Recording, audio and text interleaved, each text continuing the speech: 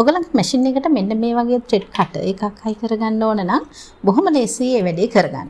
අපිට කරන්න තියෙන්නේ මෙන්න මේ වගේ අපි මීට කලින් ඉගෙනගෙන තියෙනවා මෙන්න මේ වගේ ෆුට් චේන්ජ් එකක් මෙහෙම හයි කරගන්න විදිහ. ඒ ෆුට් චේන්ජ් එකක් හයි කරගෙන මේ පැත්තෙන් මෙහෙම මේ පැත්තෙන් මෙන්න මෙහෙම මේක තල්ලු කරන්න. මේක තල්ලු කරන්න.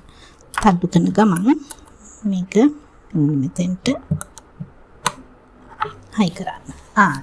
එතකොට අපිට පුළුවන් ඇඳුම් මහල ඉවර වුණාට පස්සේ නූල කපද්දී මෙන්න මේක මේ විදිහට කපලා අයින් කරන්න. නූල් කොටස කපලා අයින් කරන්න පුළුවන්කම තියෙනවා. අපිට පුළුවන් මෙන්න මේ විදිහට ත්‍රෙඩ් කටර් එක හයි කරාට පස්සේ නූල මෙන්න මේ විදිහට කපලා අයින් කරන්න පුළුවන්කම තියෙනවා.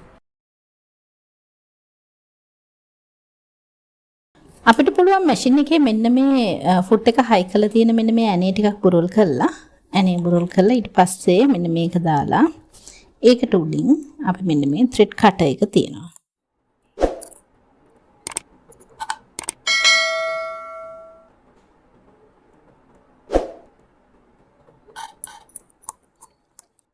ඒකල අපිට පුළුවන් මෙන්න මේ ඇනය තද කරන්න. අපි බලමු මේක තද කරලා.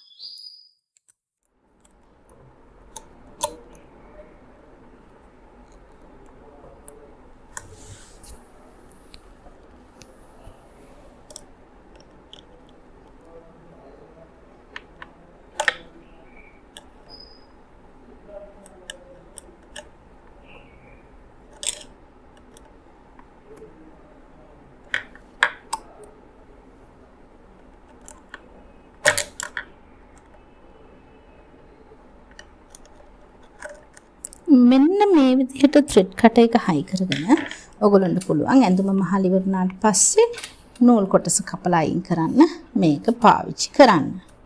ටිමර් එකක් අතුරක් අවශ්‍ය නැහැ.